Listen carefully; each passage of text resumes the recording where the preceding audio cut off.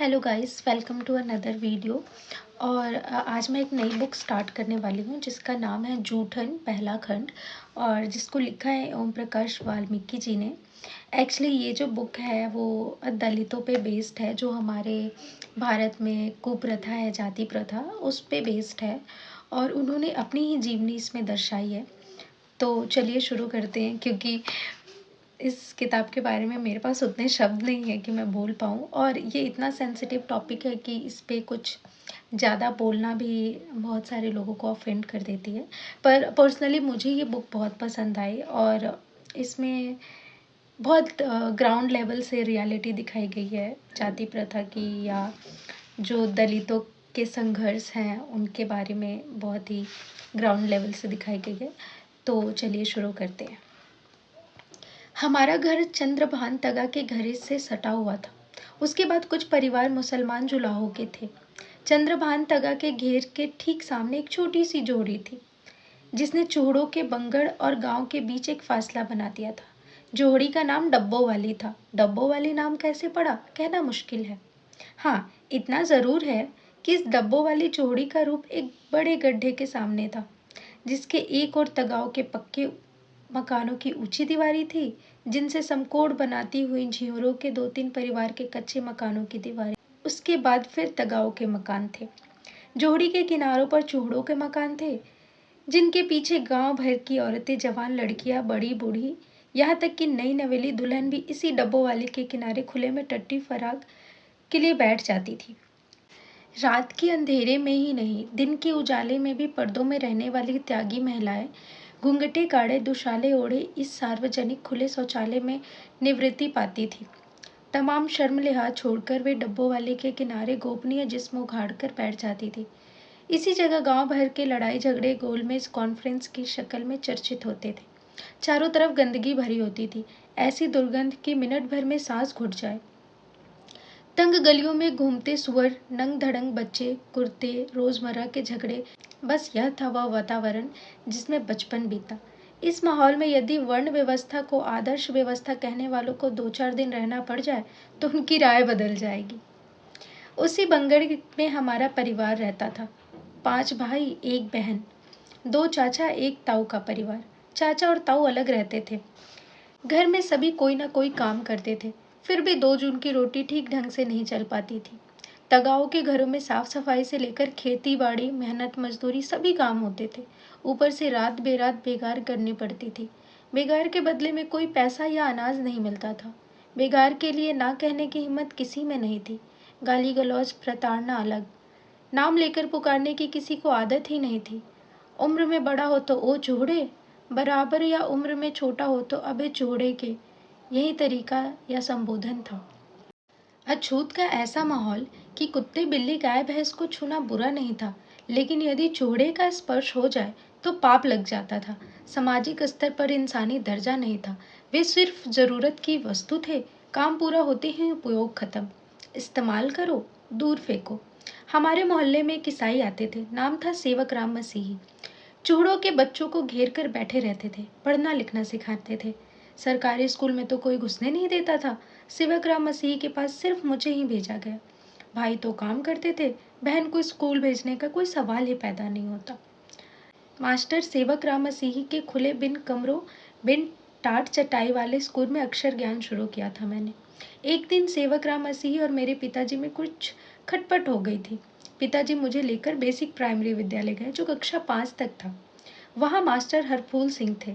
उनके सामने मेरे पिताजी ने गिड़गिड़ा कर कहा था, मास्टर जी, थारी मेहरबानी होगी जो मारे इस जाकत को भी 2 अक्षर सिखा दोगे। मास्टर हरफूल सिंह ने कहा, अगले दिन आना। पिताजी अगले रोज फिर गए। कई दिन तक स्कूल के चक्कर काटते रहे। आखिर एक दिन स्कूल में दाखिला मिल गया। उन दिनों देश की आज़ादी को मिले 8 साल हो गए थे। गांधी जी के अछूतोद्धार की प्रतिध्वनि सुनाई पड़ती थी। सरकारी स्कूलों के द्वार अछूतों के लिए खुलने तो शुरू हो गए थे, लेकिन जन सामान्य की मानसिकता में कोई विशेष बदलाव नहीं आया था। स्कूल में दूसरों से दूर बैठना पड़ता था। वह भी जमीन पर। अपने बैठने की जगह आते आते चटाई तक भी छोटी पड़ जाती थी। कभी कभी तो एकदम पीछे दरवाजे के पास बैठना पड़ता था, जहाँ से बोर्ड पर लिखे अक्षर धुंधले दिखाई पड़ते थे। त्यागियों के बच्चे चूहड़े का कहकर चिढ़ाते थे, कभी कभी बिना कारण पिटाई भी कर देते थे। एक अजीब सी यातनापूर्ण जिंदगी थी, जिसने मुझे अंतर्मुखी और चिड़चिड़ा तुनक मिजाजी बना दिया था। स्कूल में प्यास लगे तो हैंडपंप के पास खड़े रहकर किसी के आने का इंतजार करना पड़ता था। हैंडपंप छूने पर बवेला हो जाता था। लड़के तो पीटते ही थे, मास्टर लोग भी हैंडपंप छूने पर सजा देते थे। तरह तरह के हथकंडे अपनाए जाते थे ताकि मैं स्कूल छोड़कर भाग जाऊं और मैं भी उन्हीं कामों में लग जाऊं जिनके लिए मेरा जन्म हुआ था। मेरी ही कक्षा में राम सिंह और सुखन सिंह भी थे। राम सिंह जाति से चमार था और सुखन सिंह झींवर। राम सिंह के पिता और माँ खेती में मजदूरी करते थे। सुखन सिंह के पिता इंटर कॉलेज में चपरासी थे। हम तीनों साथ साथ पढ़े बड़े हुए, बचपन के खट्टे मीठे अनुभव समेटे थे। तीनों पढ़ने में हमेशा आगे रहे, लेकिन जाति का छोटापन कदम कदम पर छलता रहा। बरला गांव में कुछ मुसलमान त्यागी भी थी। त्यागियों को तो तगा कहते थे। मुसलमान तगाओं का व्यवहार भी हिंदुओं जैसा ही था। कभी कोई कभी कोई अच्छा साफ सुथरा कपड़ा पहनकर यदि निकले तो फप्तियां सुननी पड़ती थी, ऐसी फप्तियां जो मुझे तीर की तरह भीतर तक उतर जाती थी। ऐसा हमेशा होता था। साफ सुथरे कपड़े पहनकर कक्षा में जाओ तो साथ के लड़के कहते थे, अबे चूड़े का नए कपड़े पहनकर आया है। मैले पुराने कपड़े पहनकर स्कूल जाओ तो कहते, अबे चूड़े के दूर हट, बदबू आ रही है। अजीब हालत थे।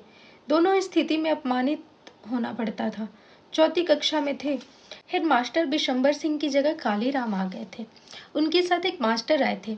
उनके आते ही हम तीनों को के बहुत बुरे दिन आ गए थे।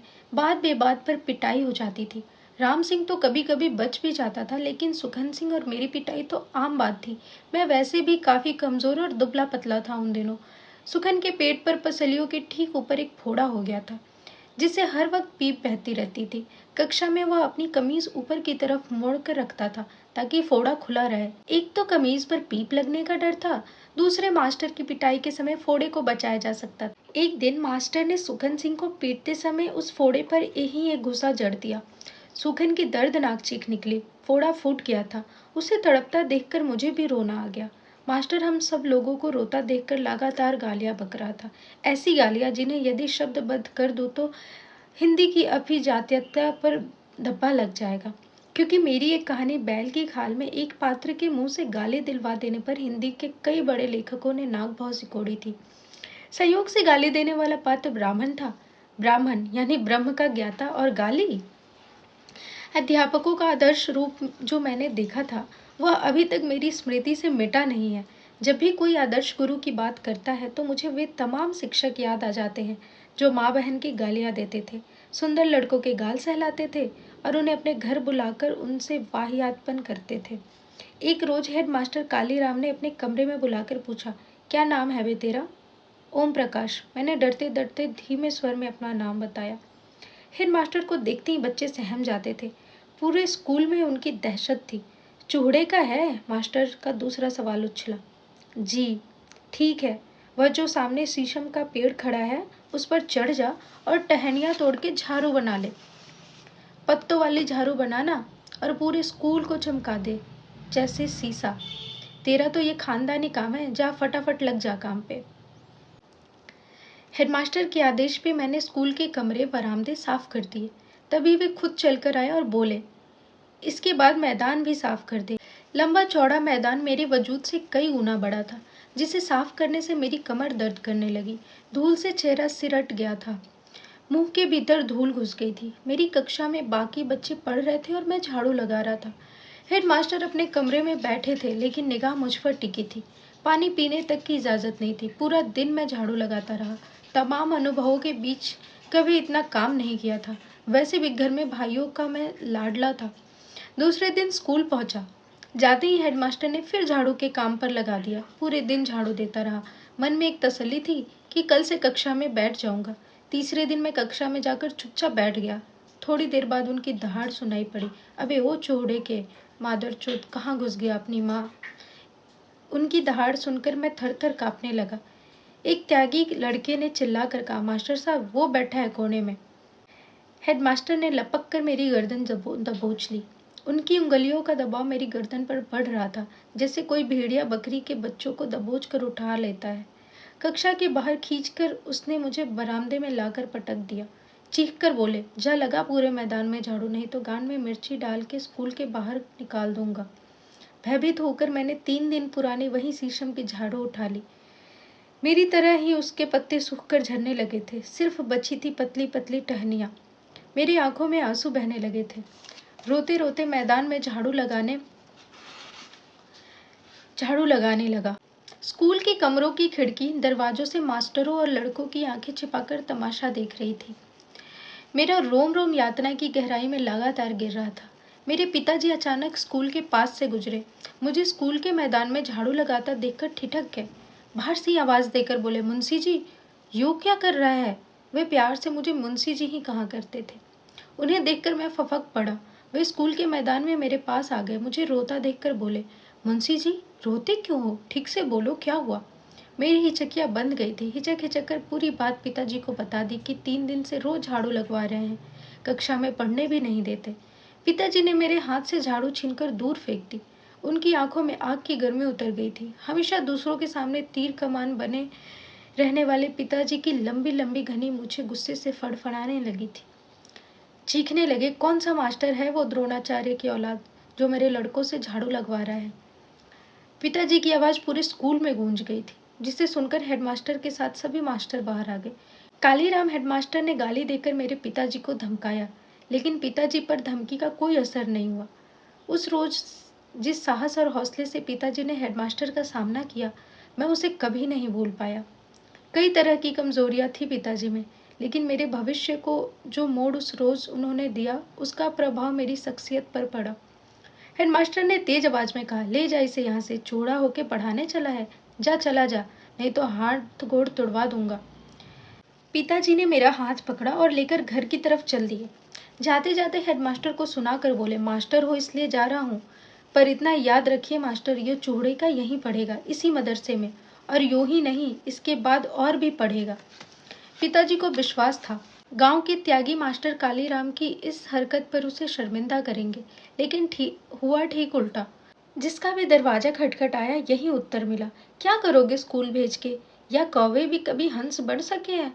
तुम अनपढ़ गंवार लोग क्या जानो विद्या कैसे हासिल होती है? अरे चूड़े की जाकत को झाड़ू लगाने को कह दिया तो कौन सा जुल्म हो गया? या फिर झाड़ू ही तो लगवाई है, द्रोणाचार्य की तरह अंगूठा तो नहीं मांग लिया? आदि आदि। पिताजी थक हार कर निराश लौट आए। बिना खाए पिए रात भर बैठे रहे। पता नहीं किस गहन पीड़ा का भोग कर रहे थे पिताजी। सुबह होते ही उन्होंने मुझे साथ लिया और प्रधान संगवा सिंह त्यागी की बैठक में पहुंच गए। पिताजी को देखते ही प्रधान बोले, अबे छोटन, क्या बात है, तड़के ही तड़के आ लिया? चौधरी साहब, तुम तो कहो थे कि सरकार ने चोरे चमारों की जाकतों के लिए मदरसे के दरवाजे खोल दिए हैं, और यहाँ वो हेडमास्टर मेरी इस जाकत को पढ़ने की बजाय क्लास से बाहर लाके दिन भर झाड़ू लगवाए हैं। जी बियो दिन भर झाड़ू लगाएगा मदरसे में, तो ये बताओ कि पढ़ेगा कब? पिताजी प्रधान के सामने गड़गड़ा रहे थे। उनकी आंखों में आंसू थे। मैं पास खड़ा पिताजी को देख रहा था। प्रधान ने मुझे अपने पास बुलाकर कहा, कौन सी क्लास में हो? जी चौथी में। मारे महेंद्र की क्लास में ही हो? जी। प्रधान जी ने पिताजी से कहा, फिक्र ना कर, कल मदरसे में जाकर इसे भेज देना।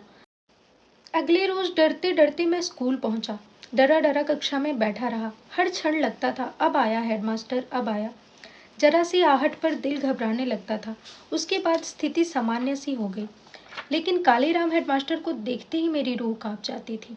लगता था जैसे सामने से मास्टर ने ही कोई जंगली सुअर थुतनी उठाए चिंचियाता चला आ रहा है। गेहूं की फसल काटते वक्त मोहल्ले की सभी लोग गांव के खेतों में गेहूं काटने जाते थे। तपती दोपहरी में गेहूं काटना बहुत कष्टप्रद और कठिन होता था। सिर पर बरसती धूप, नीचे तपती जमीन, नंगे पांव में कटे पौधों की जड़ें सूलों की तरह तलवों में चुभती थी। उनसे भी ज्यादा चुभन होती थी सरसों और चने की जड़ों से। चना काटने में एक कठिनाई और थी। चने के पत्तों पर खटाई होती थी जो काटते समय पूरे शरीर में चिपक जाती थी। नहाने पर भी कम नहीं होती थी। कटाई करने वाले अधिकतर चूड़े या चमार ही होते थे, जिनके तन पर कपड़े सिर्फ नाम भर के होते थे। पाँव में जूता होने का तो सवाल ही नहीं होता था। नंगे पाँव फसल काटने तक बुरी तरह घायल हो जाते थे। फसल कटाई को लेकर अक्सर खेतों में हुज्जड़ चलती रहती थी। मजदूरी देने में ज़्यादातर तगा कंजूसी बरतते थे। काटने वालों की तो मजबूरी थी, जो भी मिलता थोड़ी बहुत नानुकुर ले करके घर लौट आते। घर आकर कुटते रहते या तगाओं को कोसते रहते, लेकिन भूख के सामने विरोध दम तोड़ देता है। हर साल फसल कटाई को लेकर मोहल्ले में बैठक होती थी। 16 पुली पर एक पुली मेहनताना लेने की कस्में खाई जाती थी, लेकिन कटाई शुरू होते ही बैठक के तमाम फैसले कस्में हवा हो जाते थे। 21 पुली पर एक पुली मजदूरी मिलती थी। एक पुली में 1 किलो से भी कम गेहूं निकलता था। भारी से भारी पुली में 1 किलो गेहूं निकलता था, यानी दिन भर की मजदूरी 1 किलो गेहूं से भी कम। कटाई के बाद बैलगाड़ी या भैंसा बग्गी पे लदाई उतरवाई अलग, उसका कोई पैसा या अनाज नहीं मिलता था। देर सबेर खलियानों में बैल हाँकने को बेगार सभी को करनी पड़ती थी। उन दिनों गेहूं सफाई के थ्रेशर नहीं हुआ करते थे। बैलों को गोलाई में घुमा घुमा कर गेहूं के फल पौधों से भूसे की शक्ल में बदला जाता था। फिर भूसे से गेहूं की छाछ को हवा से उड़ाकर अलग किए जाते थे। यह एक काफी लंबा और थका देने वाला काम था, जिसे अधिकतर चमार या चूड़े ही करते थे। मेरी माँ इन सब मेहनत मजदूरियों के साथ साथ 8-10 तगाओं के घर तथा घेर में साफ सफाई का काम करती थी। इस काम में मेरी बहन, बड़ी भाभी तथा जसबीर और जनेसर की माँ भी हाथ बटाते थे। बड़ा भाई सुखबीर तगाओं के यहाँ बार्शिक नौकर की तरह काम करता था। प्रत्येक तगा के घेर में 10 से 15 मवेशी सामान्य बात थी। उनका गोबर उठाकर गांव के बाहर कुड़बियों पर या उपलो बनाने की जगह पर डालना पड़ता था। प्रत्येक घेर में रोज 5-6 टोकर गोबर निकलता था। सर्दी के महीनों में यह काम बहुत कष्टदायक होता था।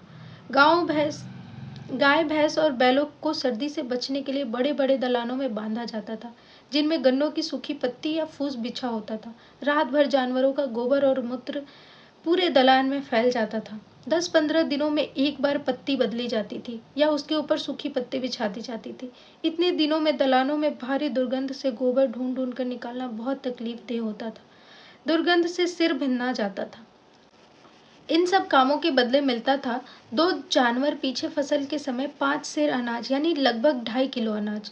10 मवेशी वाले घर से लगभग साल भर में 25 सेर, लगभग 12-13 किलो अनाज। दोपहर को प्रत्येक घर से एक बची खुची रोटी, जो खास तौर पर चूहों को देने के लिए आटे में भूसी मिलाकर बनाई जाती थी। कभी कभी जूठन भी भंगन की टोकरी में डाल दी जाती थी। शादी ब्याह के मौकों पर जब मेहमान या बाराती खाना खा रहे होते थे, तो चूड़े दरवाजों के बाहर बड़े बड़े टोकरे लेकर बैठे रहते थे। बारात के खाना खा चुकने पर जूठी पतले उन टोकरे में डाल दी जाती थी, जिन्हें घर ले जाकर वे जूठन इकट्ठी कर लेते थे।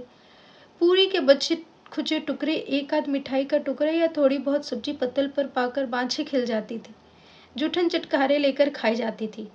जिस बारात की पतलों में जूठन कम उतरती थी, कहा जाता था भूखे लोग आए थे बारात में, जिन्हें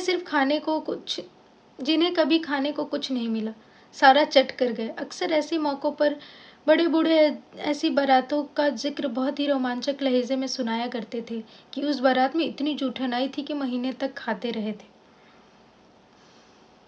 पतलों से जो पूड़ियों के टुकड़े एकत्र होते थे, उन्हें धूप में सुखा लिया जाता था। चारपाई पर कोई कपड़ा डालकर उन्हें फैला दिया जाता था। अक्सर मुझे पहरे पर बिठाया जाता था, क्योंकि सूखने वाली पूड़ियों पर कौवे, मुर्गियां, कुत्ते अक्सर टूट पड़ते थे। जरा सी आंख बची कि पूड़ियां साफ, इसलिए डंडा लेकर चारपाई के पास बैठना पड़ता था।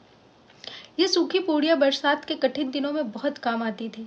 इन्हें पानी में भिंगाकर उबाल लिया जाता था। उबली हुई पूड़ियों पर बारीक मिर्च और नमक डालकर खाने में बहुत मजा आता था। कभी कभी गुड़ डालकर लुगदी जैसा बना दिया जाता था, जिसे सभी बड़े चाव से खाते थे। आज जब इन सब बातों के बारे में सोचता हूँ तो मन के भीतर कांटे उगने लगते हैं।